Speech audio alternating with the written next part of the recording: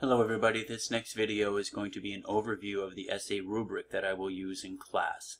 If you want to take a look at the essay rubric, all you have to do is come over to the rubrics link, then click on the essay rubric document, and then you will see it here. Let me make it larger. If you notice, there are 4 parts to my essay rubric, but before I go into those a little more in depth, what I'd like to do is talk about CUSS, C-U-S-S. It's an acronym. Excuse me, let me make this larger.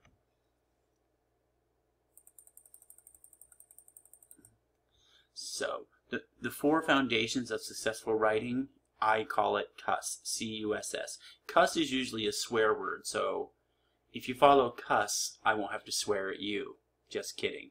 But if that helps you to remember it, let's go through them. The C is for coherence.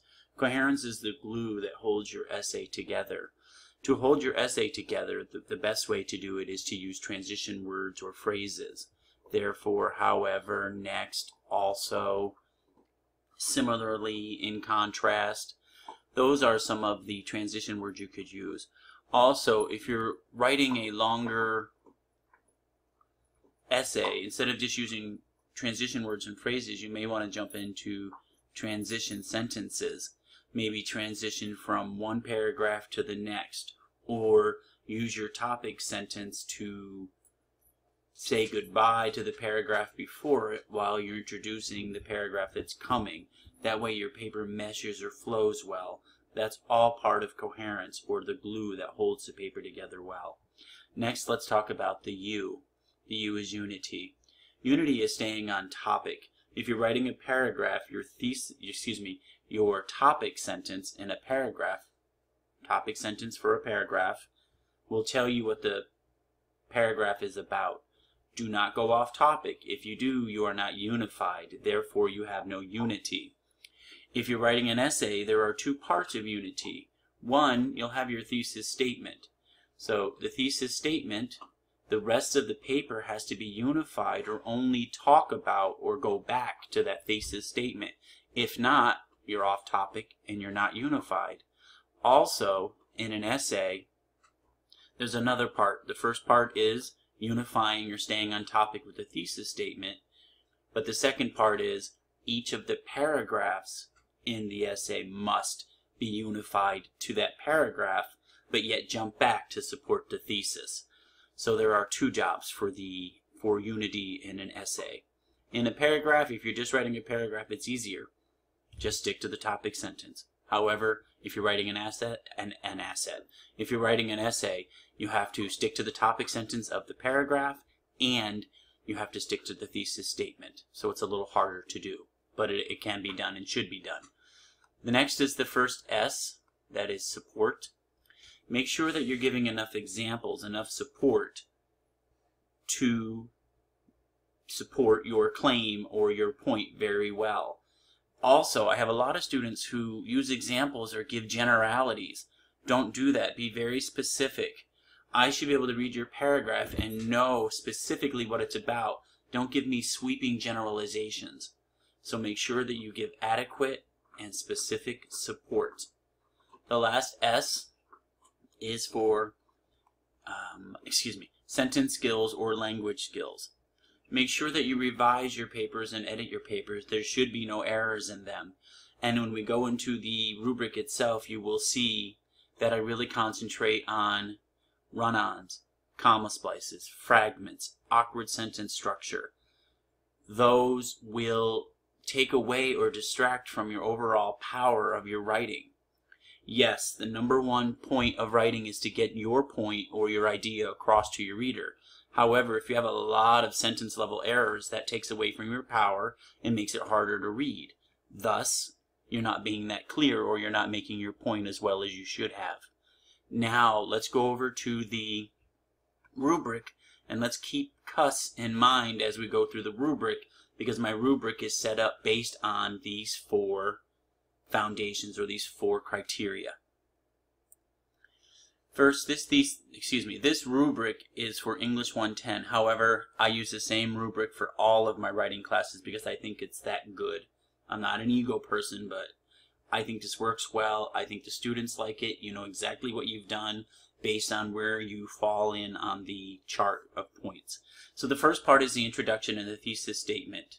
If you have a strong thesis statement and you've caught my attention or you've had a hook, then maybe you'll get the 9 or 10 points that are allotted here for your introduction. Next are the supporting details. If you take a look under the categories for supporting details, unity and coherence, adequate specific details. Did you use transitions? Is your paper staying well together? Is it like glue?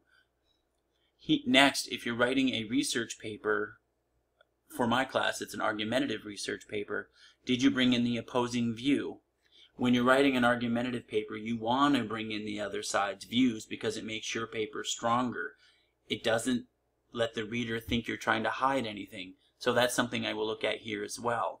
So for supporting details, you can have up to 55 points.